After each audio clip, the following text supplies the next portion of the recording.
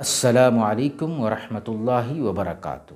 محترم ناظرین، جب کوئی اپنی بات کسی کو سمجھانا چاہتا ہے تو ظاہر ہے کہ عام طور پر لوگ اس کے لیے مختلف معیار کی دلیل پیش کرتے ہیں، اور جب کوئی دینی اور شرعی معاملہ ہوتا ہے تو ظاہر ہے کہ آپ اس کے سامنے قرآن اور حدیث کی دلیل پیش کر کے اسے مطمئن کرنا چاہتے ہیں۔ لیکن کبھی ایسے حالات بھی آ جاتے ہیں کہ وہاں قرآن و حدیث کی کوئی دلیل کام نہیں کرتی۔ جیسے کوئی غیر مسلم ہو تو ظاہر ہے کہ وہ کتاب و سنت کا ماننے والا تو ہے نہیں، تو آپ کی دلیل کتاب و سنت کی پیش کی ہوئی دلیل وہ کیسے ایکسیپٹ کرے گا؟ ایسے ہی کبھی کوئی ضدی مسلمان ہوتا ہے تو اپنی ضد اور ہٹ دھرمی کی وجہ سے بھی وہ سیدھے سیدھے قرآن اور حدیث کی بات سننے کو تیار نہیں ہوتا ہے۔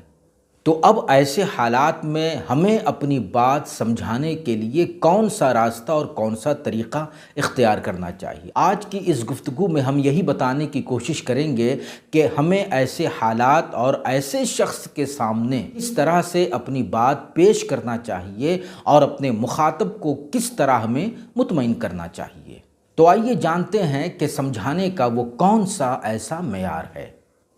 میں اس سلسلے میں صرف ایک واقعہ بیان کرنا چاہوں گا، اور یہ واقعہ حضرت امام ابو حنیفہ رحمۃ اللہ تعالی علیہ کی زندگی میں پیش آنے والا ایک عجیب واقعہ ہے، جسے خطیب بغدادی نے اپنی کتاب تاریخ بغداد میں نقل کیا ہے، اور ایسے ہی الطبقات السنیہ فی تراجم الحنفیہ میں بھی اس واقعے کا ذکر ملتا ہے۔ کہتے ہیں کہ کوفے میں ایک شخص تھا جو حضرت عثمان غنی رضی اللہ تعالیٰ عنہ کو یہودی کہا کرتا تھا۔ اس کا ماننا تھا کہ وہ ایک یہودی انسان تھے، اور وہ اپنی اس رائے پر قائم تھا۔ لوگوں نے ہر طرح سے اس کو سمجھانے کی کوشش کی، مگر وہ کسی کی بات ماننے اور سننے کے لیے تیار نہیں تھا۔ امام ابو حنیفہ رحمۃ اللہ تعالیٰ علیہ کو معلوم ہوا تو وہ اس شخص کے پاس آئے اور کہنے لگے کہ میں تمہارے پاس تمہاری بیٹی کا رشتہ لے کر آیا ہوں۔ تو اس نے پوچھا کہ کس کا رشتہ لے کر آئے، وہ آدمی کون ہے؟ تو امام صاحب نے فرمایا کہ وہ ایک شریف آدمی ہے، اور مالدار بھی ہے، پیسے والا بھی ہے، اور حافظ قرآن بھی ہے، سخی بھی ہے، اور ساتھ ہی ساتھ وہ بہت عبادت کرنے والا انسان ہے، اللہ کے خوف سے بہت زیادہ رونے والا شخص ہے۔ یعنی امام صاحب جس شخص کے رشتے کی بات کر رہے تھے اس کی بڑی تعریف بیان کی۔ تو یہ سن کر وہ شخص بہت خوش ہوا، اور اس نے کہا کہ یہ جتنی خوبیاں آپ نے بیان کی ہیں، اگر ان سے کچھ کم خوبیاں بھی ہوتی تو یہ میرے لیے کافی تھا، اور یہ میری بیٹی کے لیے ایک مناسب رشتہ ہے۔ پھر امام صاحب نے مزید فرمایا، لیکن ایک بات اس کے اندر پائی جاتی ہے۔ تو اس شخص نے پوچھا کہ وہ کیا بات ہے؟ تو امام صاحب نے کہا کہ یہ تمام خوبیاں تو اس کے اندر ہیں، لیکن وہ ایک یہودی انسان ہے۔ تو یہ سن کر وہ شخص بھڑک گیا اور کہنے لگا کہ آپ عجیب انسان ہیں، آپ مجھ سے کہہ رہے ہیں کہ میں اپنی بیٹی کا نکاح کسی یہودی سے کر دوں؟ تو امام صاحب نے پوچھا کہ کیا تم اپنی بیٹی کا نکاح کسی یہودی سے نہیں کرو گے؟ اس نے جواب دیا کہ ہرگز نہیں، کبھی نہیں میں اپنی بیٹی کا نکاح کسی یہودی سے کرنے والا۔ تو امام ابو حنیفہ رحمۃ اللہ تعالی علیہ نے فرمایا، لیکن نبی صلی اللہ تعالی علیہ وسلم نے تو اپنی دو صاحب زادیوں کا نکاح ایک یہودی سے کیا تھا۔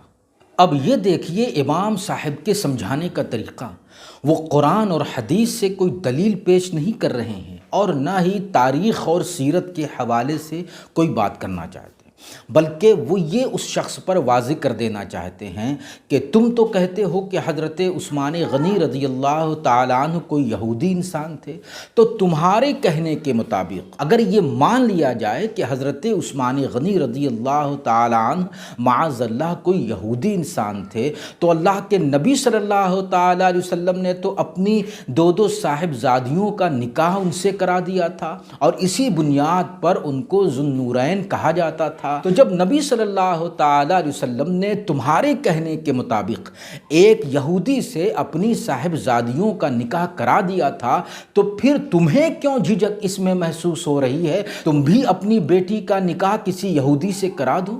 امام صاحب کی گفتگو سن کر اس کو ایک جھٹکا سا لگا اور اس کا دماغ روشن ہو گیا۔ امام صاحب نے اس کے اندر یہ احساس جگا دیا کہ تم ایک معمولی اور عام انسان ہو اور اپنے آپ کو مسلمان کہتے ہو اور تمہارے اندر اتنی غیرت موجود ہے کہ تم اپنی بیٹی کا نکاح کسی یہودی سے نہیں کرا سکتے، تو ذرا سوچو کہ کیا ایسا ممکن ہو سکتا ہے کہ اللہ کے رسول صلی اللہ تعالیٰ علیہ وسلم اپنی دو بیٹیوں کا نکاح کسی یہودی سے کرائیں گے؟ امام ابو حنیفہ رحمۃ اللہ تعالیٰ علیہ کی یہ لاجک سن کر اور سمجھانے کا یہ انداز دیکھ کر وہ پگھل گیا، بات اس کی سمجھ میں آ گئی اور اس نے فوراً اپنے اس نظریے اور عقیدے سے توبہ و استغفار کر لیا۔ امام صاحب کی زندگی میں پیش آنے والے اس واقعے میں ایک بہت بڑا درس موجود ہے، خاص طور سے وہ علماء جو دعوت اور تبلیغ کا کام کرتے ہیں، انہیں اس معیار کو سمجھنا ہوگا اور اس انداز کو پکڑنا ہوگا۔